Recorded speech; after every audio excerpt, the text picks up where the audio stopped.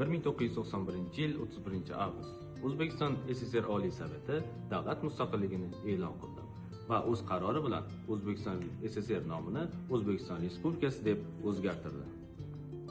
35 yil taraqqiyot va yuksalish yo'li. Biz bugun erkin va farovon yurtda yashamoqdamiz. Mustaqillik biz uchun eng ulug' qadriyat. Bu yillar xalqimiz matonati, mehnatining samarasi.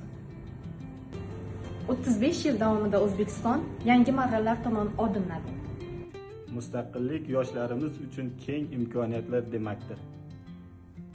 Biz O'zbekistonning yutuqlari bilan faxrlanamiz. Biz birgalikda yanada kuchli, yanada farovon O'zbekistonni barpo etamiz. Bizni birlashtiradigan eng buyuk tuyg'u vatanga muhabbat. Mustaqillik vatan kelajagiga ishonch va buyuk orzular timsolidir.